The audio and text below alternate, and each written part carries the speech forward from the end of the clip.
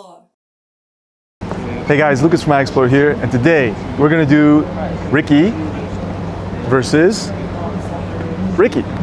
So I got the GR3 and the GR3x. As you can see, it's hard to even tell them apart. These nearly identical cameras with one very big difference. We're gonna go around this area, which is called Ricoh, and also a little bit of Ginza probably.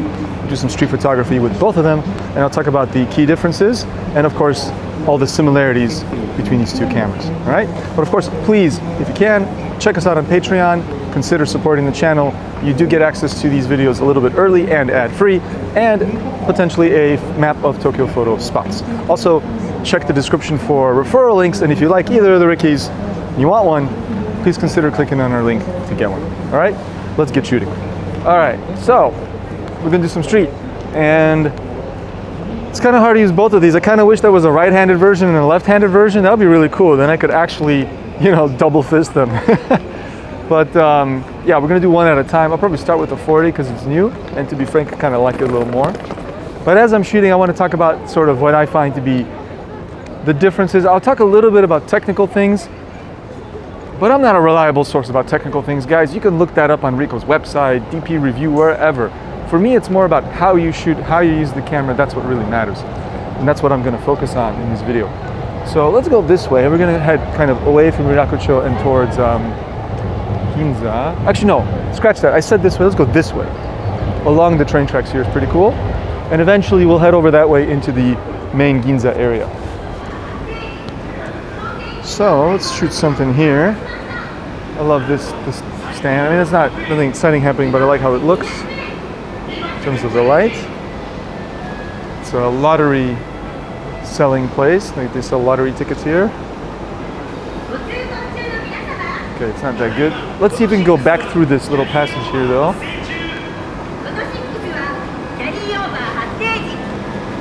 Oh, this is kind of a neat little detail. There's a little, I guess, ebisu.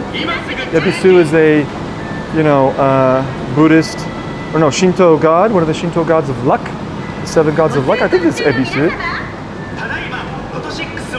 I don't know. I can't read it very well. It's a little bit out of my level, but I assume it's ebisu because he's kind of a fat guy. He's standing on 2 like barrels or fish. He's the same as the. Oh, you can't go through here anymore. But he's the same as the mascot of the beer, Ebisu beer. I like this thing. This is cool. I used to be able to go through there, but they closed that off. But I'm going to shoot this because I love the texture here. We're going to go to a slow shutter of like a 20th. Keep it on a 4.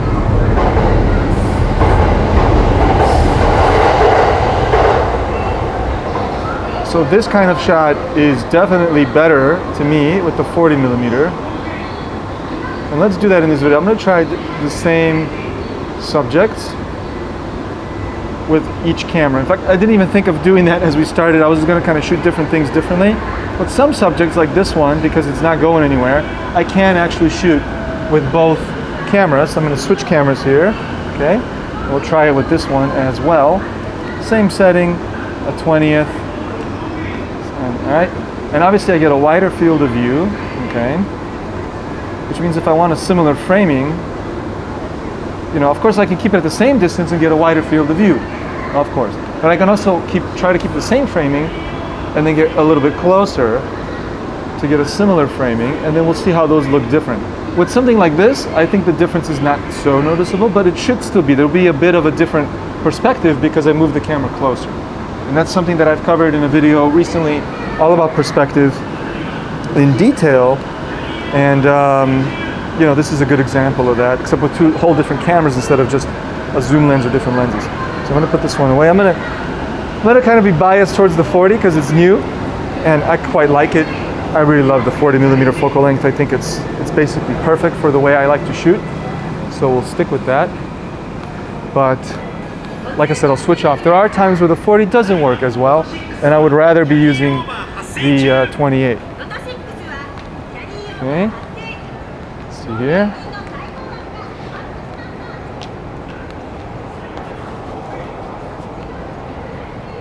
Ooh, it was noisy over there. People yelling at me to buy a lottery ticket. I'm not gonna buy a lottery ticket. I don't need to win the lottery. I already have a Ricoh GR3 and a Ricoh GR3x. Why would I need to win the lottery for? What am I going to buy with it? I have everything I need. Oh, this is rad right here. This is my jam. This is the Lucas stuff. Just a weird mess of pipes. I wish that taxi wasn't there. Or what would really make this for me, and I've said this before, like if I like a shot, I might keep it in mind and come back when it's better. It would be really cool if there's a truck parked here, because then the truck would cover the background and I could focus on the actual real meat of this scene. But whatever, it is what it is. I love these pipes. And again, let's do both. I'm not going to do both maybe for every single thing, or this video will take forever to shoot. But again, obviously from far away, I'm not even going to bother because it's just wider. I just see more stuff and it doesn't look good. So I'm just going to get closer to try to have the same framing. And again, by getting closer, I have changed my perspective. And so these two photos are going to look a little bit different. Before shooting this, kind of on the way, I was speaking with Axel, who's behind the camera as always. And I was thinking like, yeah, actually having two Ricohs, I think is the way to go. I mean, if you can justify it, I know you got to buy two cameras, they're kind of expensive. But then if you compare it to like, you know, one Leica Q will still set you back more than these two GRs. So if you have that kind of money, might as well buy both. But now as I'm actually shooting with two of them in the same time, which I haven't really done yet, it's a little bit of a pain in the butt to like put one away, take one out. So maybe it's not the most practical thing in the world, but I still think it's cool to having both of them. I think they complement each other beautifully. I think 40 and 28 are nice complement to each other. Nice set of focal lengths for street photography. And I should be very strict and precise in my language. They are not actually a 40 and a 28. It's an 18.3, and this is a 26.1 millimeter lens on APS-C, so you get the effective field of view of a 40 millimeter on full frame. Okay, hold on a second. Here we go. There's a little dude there. And this is where the 40 is a little better because I get a little more reach. I don't have to get quite so close. You get a slightly different perspective. Maybe through here is nice with this M. If people come through there. There's also a reflection over my right shoulder with Axel in it, but he can be in the photo. I like that. I just need somebody to go through here. Oh, there we go. Nice. That was pretty cool. Nothing, you know, revolutionary or to write home about, but pretty cool. And again, let's try that with the OG GR3. And of course, it's wider, which of course, you know that it's going to be wider because it's what it is. So let's change the perspective. I'm going to get closer so I get more or less the same framing I did before, but of course the perspective will be a little bit different. And so for a shot like this, where there are these layers, I kind of prefer the other lens. I think it makes more sense to use it. I don't know if I'm going to wait for a person to come through. Here we go. But I kind of find, you know, by standing back more, let's see here, okay. By standing back more like I did with the 40 sort of allowed me to stand back a bit. I got a little bit more of that compression effect that people talk about, which has nothing to do with the lens. Compression is all about standing far away from your subject, and that makes the subjects appear compressed. Okay, there we go.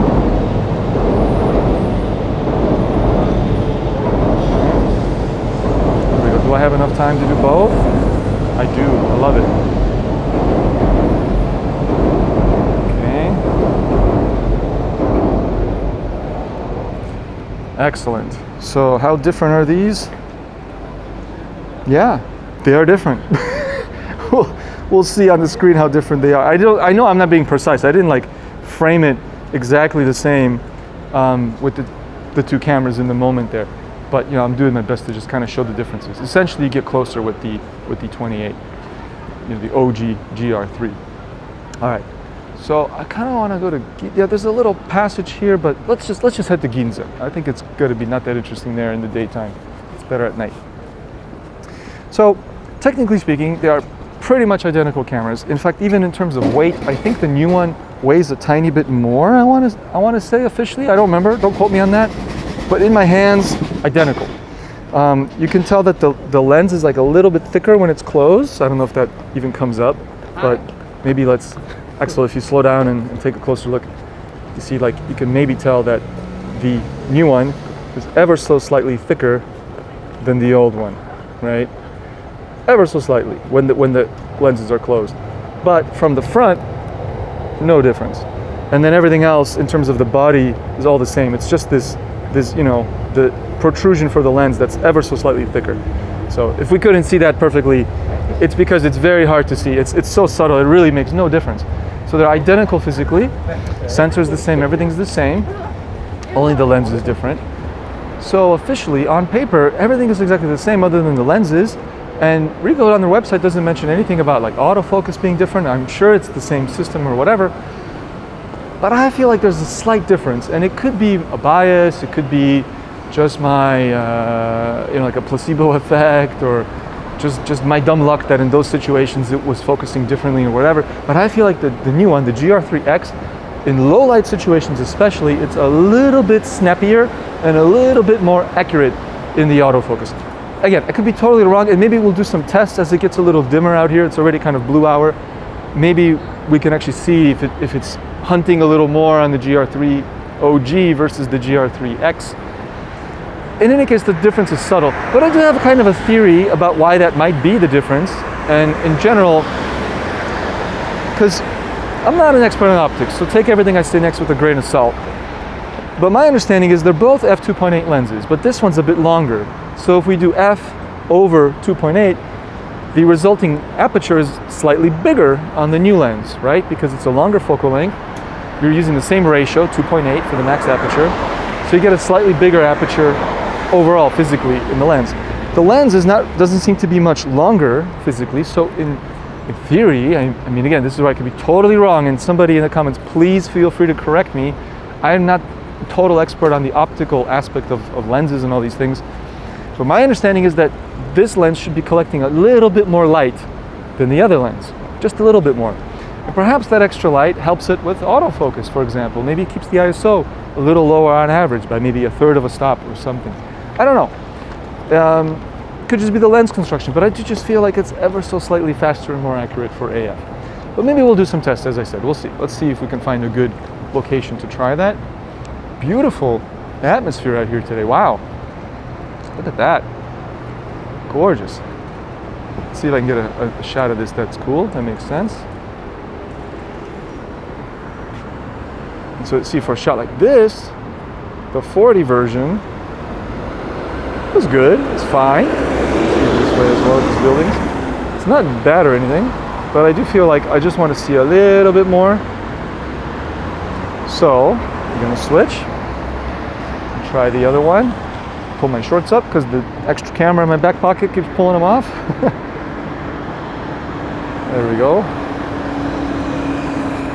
And so yeah, like obviously you get a wider field of view, so therefore it's kind of better to get these scenes more impressive. This is not the most impressive scene. I mean, the way I'm shooting it, it's not very good, honestly, but it's just a very beautiful sky, so I felt like I should capture this. Okay, let's see here, get one more like down the middle here, and then we'll keep going. But obviously for more like of a cityscape view or a landscape shot, the wide one's a little bit better. It makes more sense to have a slightly wider lens. All right. So, other than that kind of maybe not real difference, just my imagination in terms of the AF, I don't feel any other technical differences, again, other than just the different length, the focal length being different, and therefore a different field of view. I will say though, in terms of what that different field of view means, of course, if you're used to both of them, it's just, okay, you have a different frame, great, cool, you can use both in different ways, as I've already explained. But I also feel that the new one, the 40mm equivalent, GR3x, if somebody was a beginner photographer and they asked me, which one should I get? I would, without hesitation, I mean, I would probably ask them first, what do you want to shoot and whatever. But assuming they say, I want to do street, I would say get the 40, get the longer one.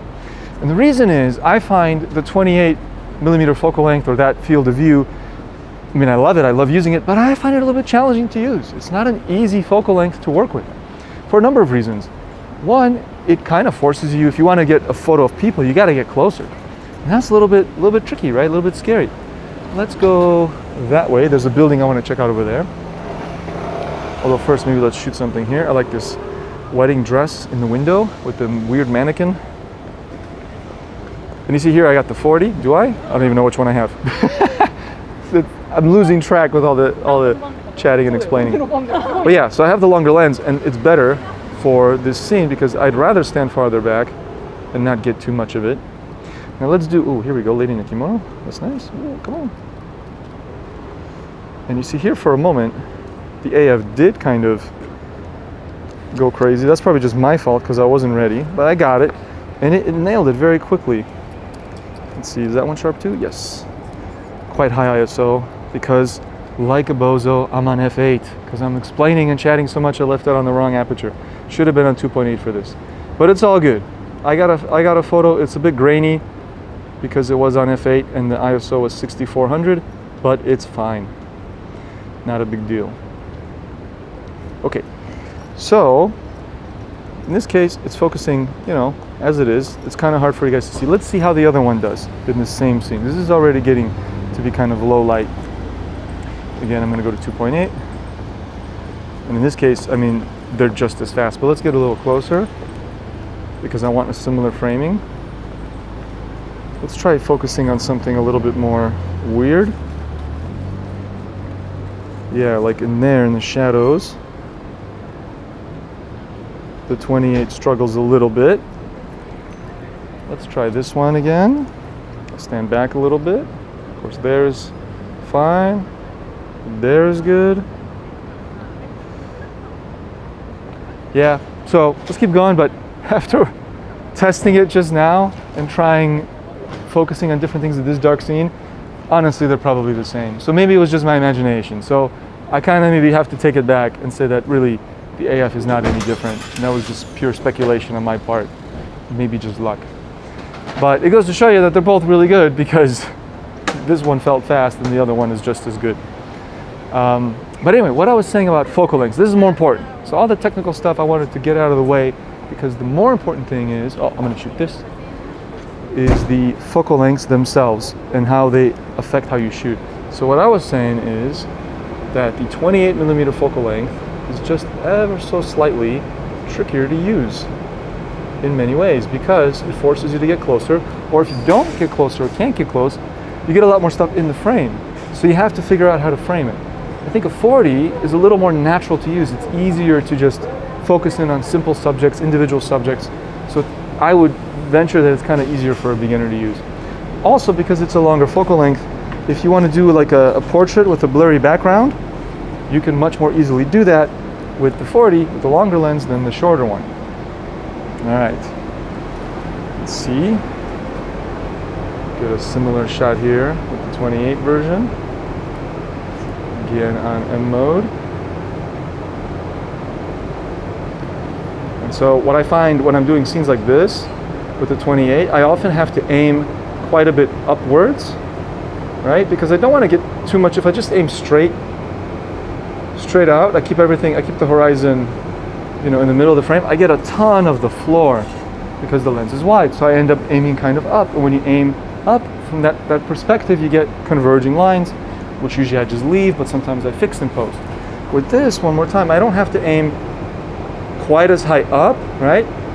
I still do a little bit, but much less, and I get a very similar frame. So I feel like I have more, you know, more neat kind of shot. I can just aim more level with this one for these kinds of scenes. But you know, it's a trade-off because if there's room, like in this case, it's far away from me, so there's room. But if I had to get really close, if it was a really closed-in space, this might have been too long. All right. Let's put this one back on AV as well, so it's ready to go for AV. Okay. Yeah. So, like I said, you're seeing the first time I'm actually running around with both cameras and comparing them head to head. So my theory about the AF, I think it was proving wrong. But that's okay. We're doing science. That's what you do. You have a hypothesis and you test it. And I'm a little bit embarrassed that I'm totally wrong, but I think it's fine. I think it's good. I'm glad to figure that out and kind of prove to myself that, at least in that test we just did, the AF was identical. I mean, I wasn't timing it with a stopwatch, but it felt identical. So it really does come down to the fact that pretty much, technically speaking, these cameras are identical, and the only difference is the focal length, and that's it. And that only really impacts the depth of field, the field of view, and therefore how you actually frame and shoot with the camera. Okay, well, what I want to shoot here is the famous Mikimoto building, which has this really nice facade, and we're going to shoot it with both cameras from a number of angles. And so, like for example, this shot I'm doing right now, which should be on f8, not f2.8.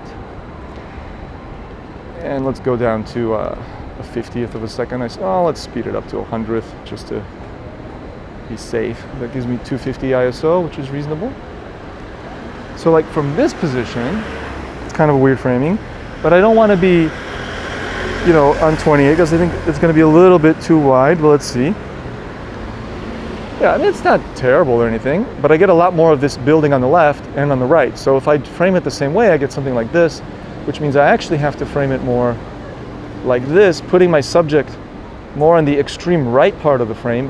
And so actually, I like the photo from the 28 more than the one from the, I want to turn it on, here we go, than from the 40, okay? Although I could try to frame it up similarly with the 40. But here we go. I know I'm going to drop one of these. I'm going to drop one, and I'm going to hate myself for it. It's going to ruin my day if I drop one. Okay, come on. All right. So to me, and these are on the screen now, so I know I'm just staring at my cameras here, but I'm putting these up. I think they both look good, but I think the 28 makes more sense for this composition. But I think it would have been tricky, this goes back to what I was saying, it would be tricky for a newbie to frame it the way I just did with the 28, because the main subject is the Mikimoto building. That's what I wanted to shoot. But I put it all the way on the right side of the frame, and usually you put your subject in the middle of the frame. That's kind of what you start out with when you're doing photography, right? So I just think it pushes you to use your, you know, positioning and framing a little more creatively. I don't want to say creatively because they're both forcing creativity, but you have to think outside the box more with the wider one in many cases, I feel. Therefore, I think it's a little bit tricky and challenging to use, and I think the new one, the GR3x, is a little more newbie friendly, again, in just my opinion. And yeah, and I think that's a good move by Ricoh to make a more newbie friendly camera, I suppose, one that's more easy to use out of the box. In general, primes, whether it's a 28 or a 40, are not that newbie friendly. I think the newbies, in my opinion, should start with a zoom lens, at least for a short time, just to play around with different focal lengths and understand, you know, what they like, what they don't like. That's why kit lenses are a thing. But since the Ricoh doesn't have that, I feel like a 40mm prime is the next best thing. All right, so let's cross the street and get a closer look at this building. This has potential. And you see, so this kind of reflection, where I put the camera along the surface like that, now that doesn't work as well with the 40, because I don't see the reflective surface on the side so well. And I need to keep the camera here at this perspective for this frame to work the way I want it. So let's try it with the 28. For these things where you're getting really close, of course, the wide angle works better. There we go, maybe. And there we go. And now I'm getting much more of like a symmetrical shot. Okay. Nice, pretty nice. A little bit motion blurred because people are walking by very quickly like this. Let's see if I can speed it up, put it on 500. Of course, the ISO is going to get high, but that's okay.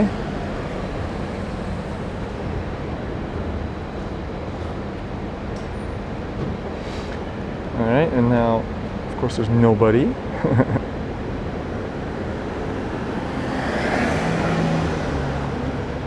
Okay, let's wait for one more. Yeah, nice.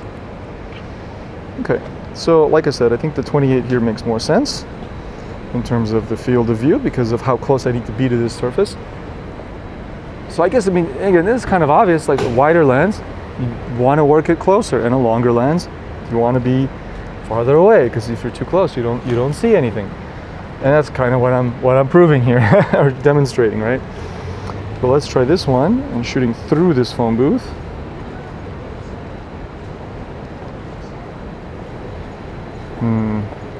Yeah, I'm not as big of a fan. This is a more complicated composition than the one earlier. The earlier one was much more simplistic, but it worked better. This one doesn't work so good. Okay. I think we could keep going around. We're still going to hang around the building, but let's keep moving around. I don't need to beat that scene to death. Yeah, I'm on the 40 here now, right? Yeah, right? Yes, I am. Okay. Not too bad.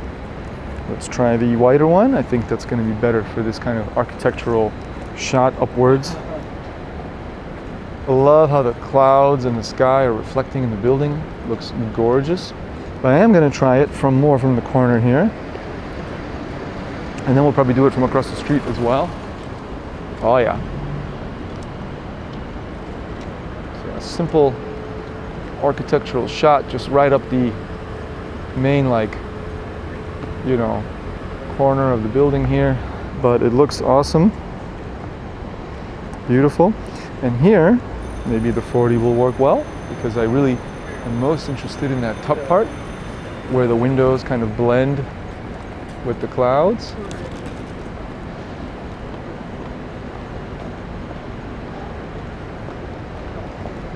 Oh yeah, I like that. Let's do it horizontally. Wow, that's pretty cool. Very nice. Oh, wow, that was impressive. Axel just zoomed over here from across the street. Now that's how you use a lens, you know? You got to run around, move around everywhere. But we're going to go back across the street when the cars go, so we don't get run over. All right, let's go. He's stopped, because I want to shoot the building from a little bit farther away, from across the street, again with both lenses. Okay. And so it shows, though, I mean, what I said at the beginning, it's nice to have both, because it gives you options. And I think for like urban and street photography, this kind of city shooting like we're doing right now, I think these two focal lengths are honestly, I mean, I'm not gonna say all, I wasn't gonna say all you need. Is it all you need? Maybe that's a stretch, but they cover a lot. They cover a lot of ground between the two of them. You can do a lot of things with 28 and then a 40. Okay, and of course the 28 could be cropped, but so can the 40, so it gives you even more reach. Okay. All right, very good. I'm pretty happy with what we did with the Mikimoto building. I'd say let's move on. Let's cross. This guy's waiting for other people. I'm gonna go back to street mode. So I'm gonna go to AV and f2.8. Ready to go.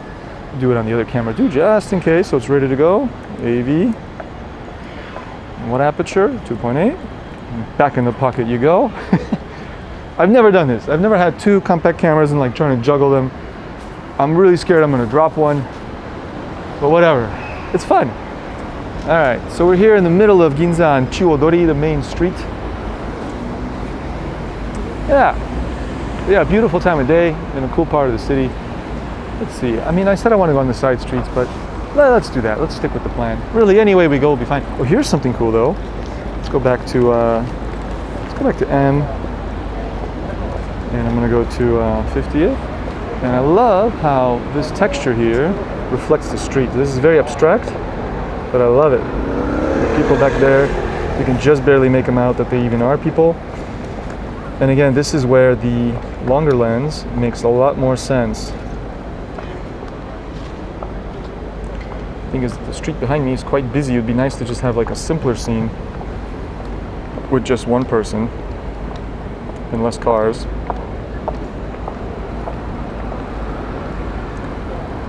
But it is what it is. Let me see if I can get one more. It's the kind of thing where you could pull off something really cool here, but you would have to be really patient, or just lucky, or just keep working the scene. Maybe there's a way I can shoot this that I eliminate a lot of the clutter. Like there's a reflection here in this thing, so maybe from this side. But ooh, okay, wait, here we go. That might work. That's kind of cool.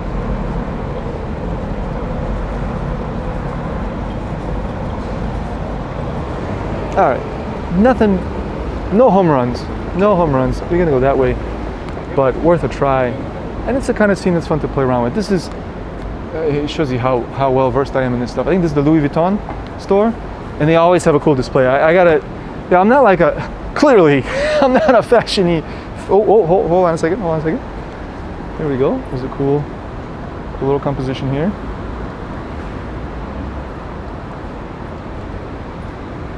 hate these ads they put all over the new taxis. They're so garish is the word, so I had to kind of frame it out. But anyway, as I was gonna say, I am clearly not a fashionable person, and I don't know anything about dressing myself in nice fashion. But I do appreciate fashion, and I do appreciate the window displays they have at all these cool high fashion stores. They really are works of art in and of themselves. And right now, that's not the coolest one with these LED cube things. I get what they were going for, but I think they've done better before. But there's been some window displays that I love in the past that were really, really cool. So we've come along back to the center of Ginza here. We took a little break, let Axel's arms rest, carrying the gimbal around all day, and it got a little darker. Now it's really nighttime, evening, early evening. Still a little bit of blue in the sky. It's a nice time to shoot, especially around Ginza, with all the artificial light mixing with the last bits of natural ambient light. What's going on here? Make my settings all correct. f2.8. All right. So I'm still on the longer GR, the new GR. What's going on here? It's kind of cool. I like this entryway to the metro. Ooh, that's nice. Nice silhouette.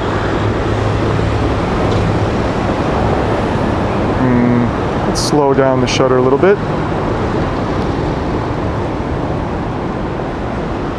I want to get like, what I really like is not the people, the real people. I like the reflection. There's a subtle reflection of the people going in. Let's try to get this lady.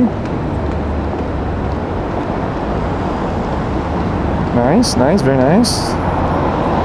So just before they step into the light, there's this great part where there's a silhouette. I'm not even going to attempt this on the other camera because I think it'll be too wide for this. It's just not going to work the way I want it to.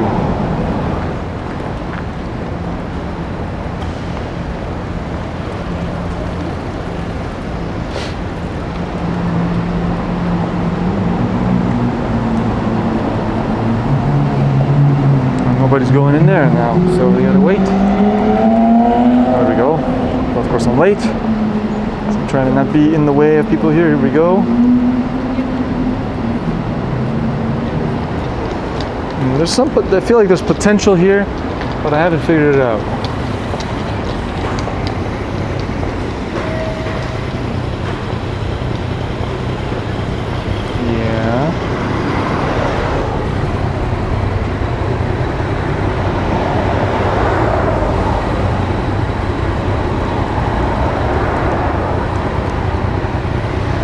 Okay, it's kind of interesting.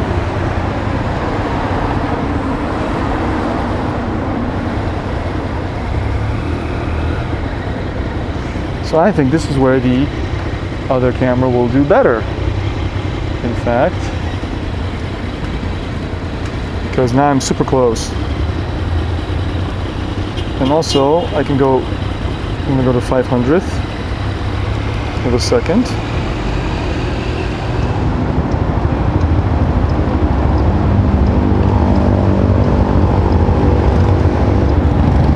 Not bad. There's definitely something to these silhouettes, but don't know how clear they're going to look when I see the full-size image, because now it's so small on the screen that I can clearly see a silhouette, but this texture might break it up too much on the larger size image, on the screen, where it won't quite look as good. I've had that experience many times where things look good on these tiny screen, and then on the main, like the computer screen, not quite so good. But that's it. We'll stop there. I'll just pop out here and look at these a little bit. They were appearing on the screen, so you've probably already formed an opinion on whether these are good or not. But I think that's enough for today. I like that we finished on the OG GR3 because I've been using this thing for like 8-10 months and I quite loved it. Wish we had made more videos about it, but today we made a video about both. But of course we also have the GR3x, which I've been using a lot, and I think I used it effectively today as well. So guys, I hope you found that useful and interesting. I did kind of, have some hypotheses about the cameras, the differences, and I was a little bit off. I think they are in fact identical, especially in terms of AF. I didn't see any differences. Tonight, we're using them both.